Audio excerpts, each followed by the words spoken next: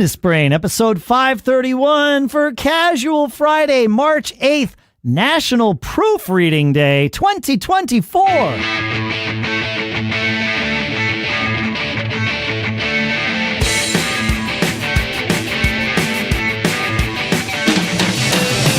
Greetings, folks, and welcome to Business Brain, the show where we take several ideas, we analyze, we dissect, we extract, we impart from them such that we can use them to tune our business brains each and every time we get together in order for each of us to keep living those charmed lives. Sponsors for this episode include GoSquaredAway.com/contact. Squared Away empowers highly educated military spouses to become your remote executive assistants. We'll talk more in depth about that in a bit. For now, here in Durham, New Hampshire on Casual Friday, I'm Dave Hamilton. I love Friday, man. It's Shannon Jean from Lafayette, California. How's it going, man? It goes. Do you take? I do this. It's not. This isn't a judgment thing. It's a curiosity thing. Are the weekends different for you now that you're an empty nester than the weekdays? Like, do you still mostly compartmentalize your work to the week and give yourself a different change of pace on the weekends? Mostly, yes, but not all the time. But right. It really depends on. Like this week, when this show airs on Friday, I'll be up at our new river house that we're getting ready to, have guests and everything up there. Yep. I will be working on that business and just work right through the weekend, right? Sure. That kind of thing. But if I'm home, yeah, then I'll say like, oh, it's Saturday. You know what? I'm going to work in the garage. I'm going to clean the garage out. I typically am not going to do that during the week. So yeah, I keep kind of a schedule like that. Same. Yeah. I mean, there's some weeks where it changes. Like right before we left for Mexico on a Tuesday. And so I basically worked through the weekend before that, getting some things ready so that I could give myself a greater chance of detaching while we were in Mexico, that kind of thing. And it's fine. It's managing your energy and how you apply it. Talk to me more about this managing of the energy, would you? That smooth segue. Yeah. So but before we get into our main topic today, I wanted to just mention this concept that, and the reason I'm mentioning it is because it just happened. I just had the flip switch or the switch flip when I'm starting a new business or a new project. I'm putting all of my energy into it. I'm just focused. Like, okay, I got to do this. I'm going to build. I'm going to grind. I've done this a number of times. Like I talked about on the show on Wednesday, I'm starting at zero again with something new. So I've got to put the energy in. And I've been doing that for months and months and months. And there becomes a time, hopefully, when I look back at things that I've been successful at, that energy switch, it goes in reverse. It flips. Yeah. And the project or the business that you're working on, or maybe even the people you're working with, they start pushing the energy back to you instead of requiring it that you're the driver all the time, which is not sustainable. If you're the one that has to just constantly put the energy in over and over and over and focus and provide the fuel for it. Yeah. In my experience, if you never start getting that energy back, I think you got to change something. You'd have to change who you're working with. You have to change the project. Maybe you have to change your business. And I really saw it last week as I was grinding to build this followers, trying to get to 1,000 followers. We talked last week about it. Yeah, man, it was a grind. And I have some groups that I'm involved in that we're helping each other. And I was like, everybody's hitting this but me. What is the deal? And it's not that I was going to give up because I just don't do that. But yeah. I was pushing lots of energy into this, man. Like, nope, I'm going to do it. And commenting in, doing lots of stuff to help grow my account. And then Thursday, I posted a post that was talked about motivation for my family, yada, yada, yada. And it just took off. And it got like 90,000 posts or 90,000 views and tons of comments, very positive and all kinds of questions and things like that. It was it was a phenomenal experience. And the energy came back. It was them giving you the energy back. Yeah. And all of a sudden I was like, whoo. And of course, if you're not into what I'm doing, there's hardly anybody you can talk to because you're like, oh, big deal, whatever. Yeah, it doesn't. But I have a it. group of people that I'm involved with that we're growing together, which is I highly recommend you do if you're trying to do something like this. Okay. And all of a sudden, I felt the energy shift. I when I went back down to our house after working, I told my wife, I said, I can feel it. It's like a tingling in my fingertips. Yes. It's like when I sat back down, I didn't want to put my phone down because I kept reading these comments. And I'm like, wow, man. It's the dopamine hit. It's a dopamine hit. Yeah. But that energy transfer, and it's kept up all weekend long, and it's kept up today, and I feel it. I'm like, okay, it's giving it back now, which prompts me to even take more action. Now it fuels you. Yeah. It fuels it. Now I can build a little more. Now I can invest even a little more because I feel like it's working, and it's just a little bit. So I would love to hear, if anybody else feels that way, or, if that's a crazy thought, but feedback@businessbrain.show. If you're energized like that and you need that reverse at some point, talk with us. All right, Business Brain listeners, picture this. You're knee-deep in tasks. Your to-do list is a wild beast, and every little thing feels like a tug-of-war with time itself. Sound familiar? Well, it's time for some backup. And not just any backup. I'm talking our sponsor, Squared Away.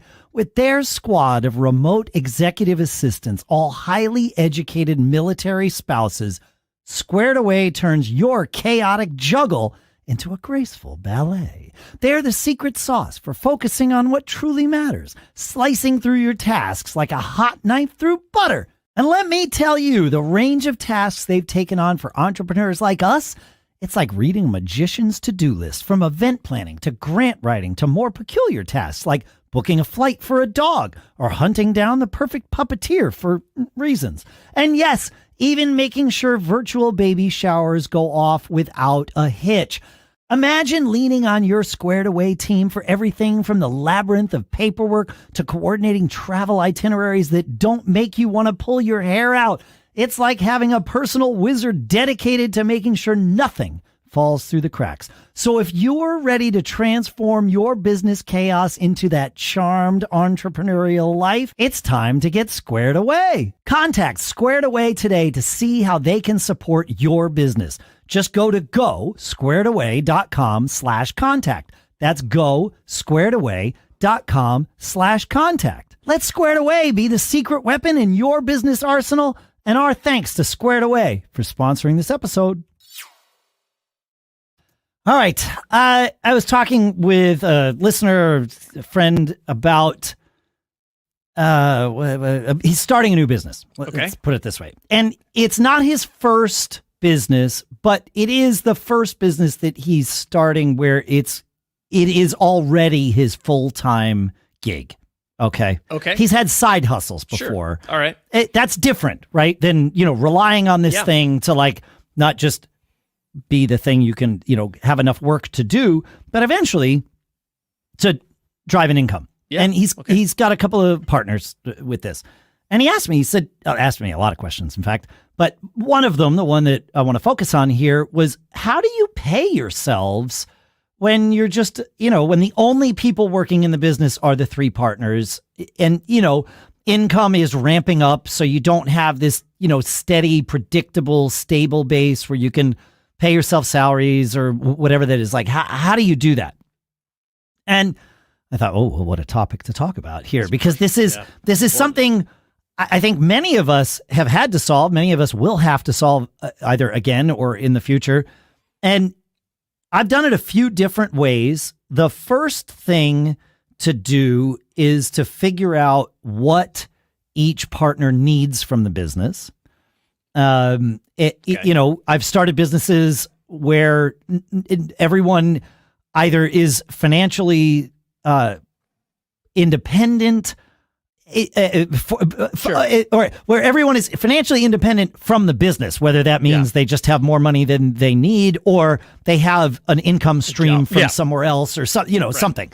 And with that's treated a little differently than a business where one or more of the partners needs to draw income as soon as possible and as regularly as possible, right? Like that can happen. And either of these scenarios is okay. I always say you kind of have to go with the lowest common denominator. Makes it sound bad. It's not actually bad. But if one person in the business needs to take money out, then you need to do distributions for everybody at the same time equally, or you'll wind up in a scenario where one person's too much. Yeah, if you have the funds to do those distributions. If you have, well, I want to come, let's put a pin in that. But the also, idea, go ahead. Well, and also, I think, how do you what the roles are. I mean, if somebody's coming in as an advisor, investor, that's whatever, different. That's one thing, versus if you have an operating partner that's like, hey, I'm going to be there every day. So they are going to get a salary based on their operating of the business, right? That's right. This is a business where all of the partners are operating partners. Okay, There's no silent partners, but you're right. With silent or non-active partners, that's different. Mm-hmm. And then you do need to kind of come up with things, a way of distributing that around. Yeah. But these are all active partners, actively working in the business together. And the percentages of ownership that they've come up with are percentages that all of them are comfortable with. And that's really all that matters in terms of ownership percentages. If everybody's on board, then everybody's on board. But he asked me, he said, how do you do this? I said, well, it depends on how much cash the business is bringing in. But when I've started a business, the way I've done it is a percentage of profits after what I always call the war chest, right? Every business needs a cushion. For whatever reason, I've always called it the war chest. How much money, what's the minimum amount of money we want to have in the bank so that we don't have to worry about putting money from our pockets back in the business for operating expenses, right? And that really is like the first milestone of success, if the business can pay for itself. And the way they're doing this business, it kind of automatically pays for itself, which is great.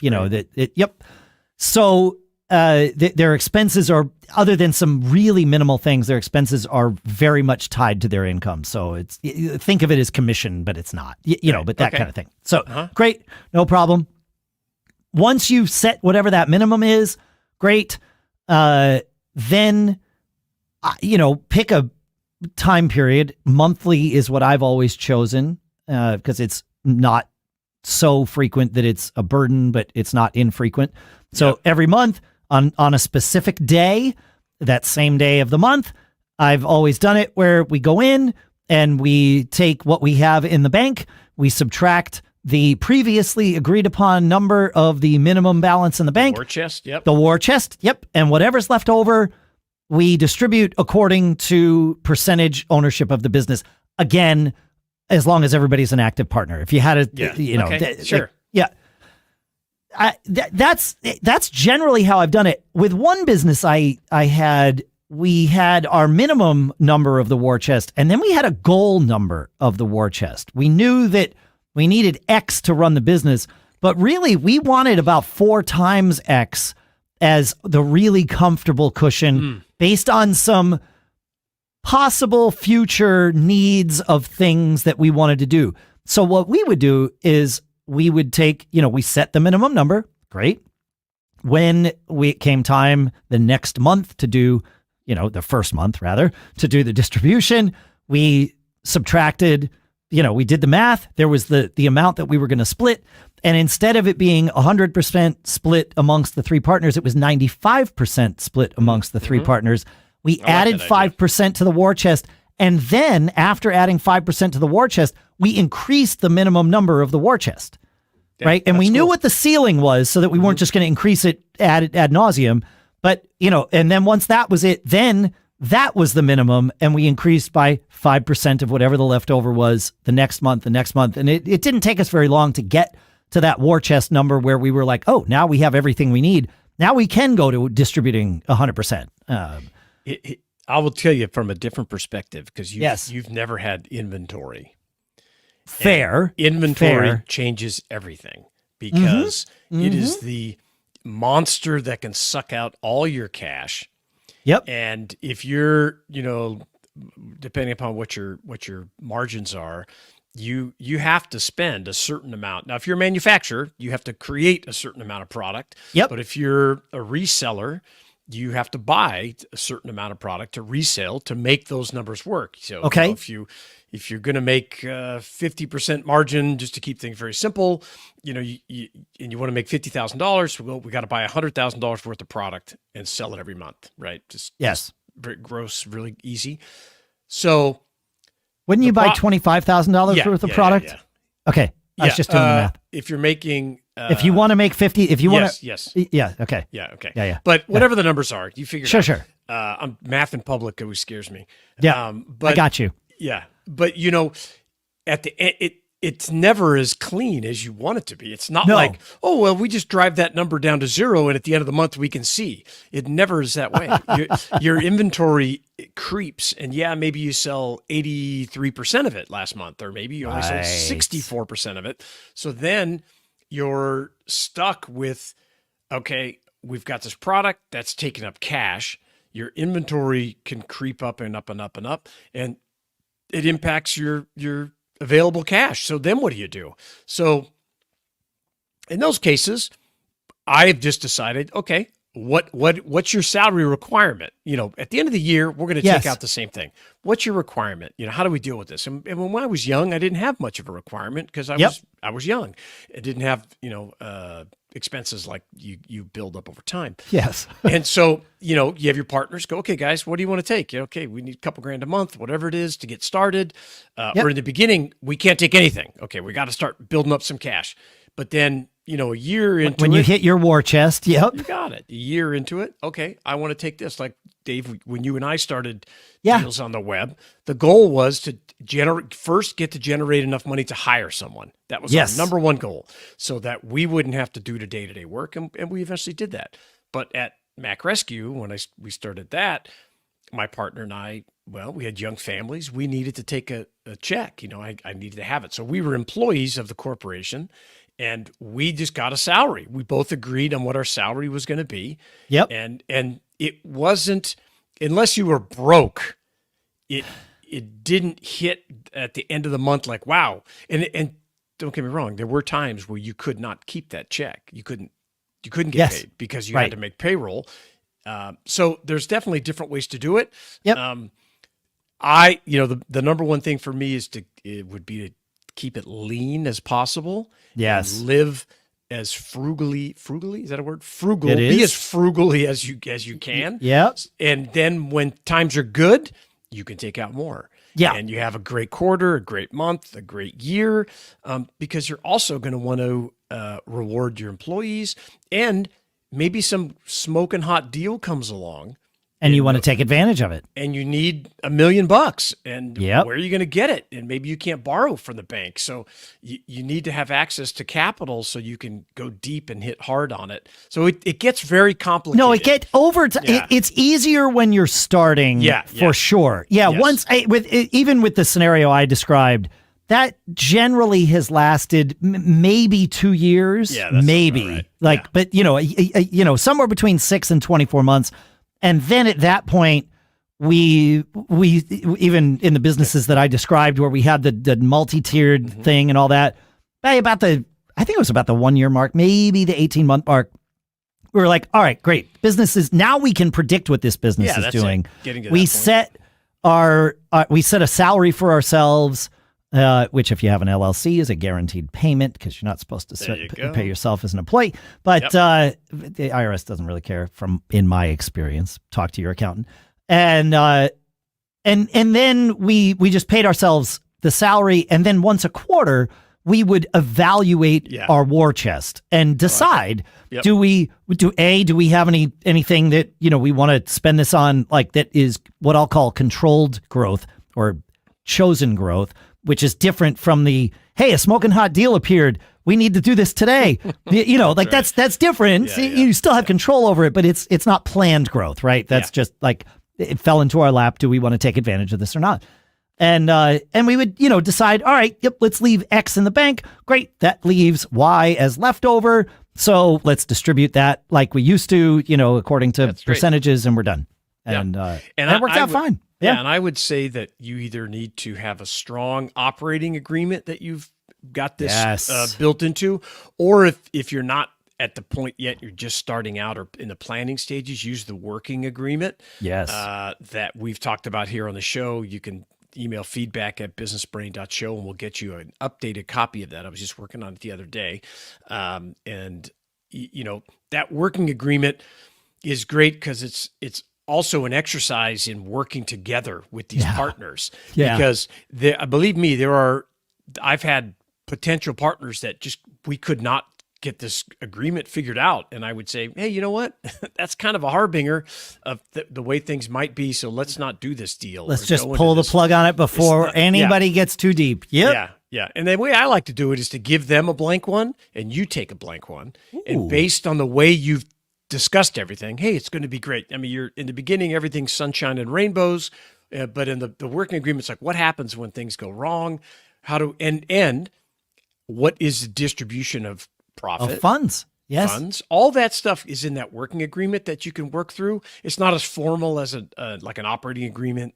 No, but it can become the basis for your operating agreement. It really does become the basis for that. Yeah. But it's a great exercise, and I would highly recommend it because I think you can solve a lot of these problems. Because the key is, if you haven't picked it up, it's flexibility.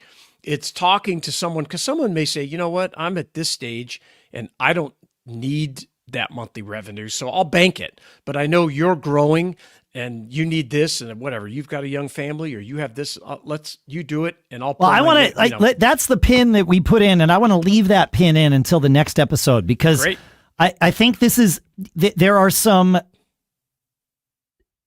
indicators, some litmus tests to run, and some very dangerous scenarios that you might be able to avoid. By really digging in with your partners to be and finding out whether they are actually your partners to be or not. Yeah, so we will discuss that in the next episode. Awesome. For now, this is the way Business Brain rolls. And we'd love to hear how you guys do it. How do you handle distribution of profits or salaries with your partners, all that stuff? Feedback@businessbrain.show, or let us know if you want a copy of the working agreement template. Dave and I have, played around with that for years and love to share it with you.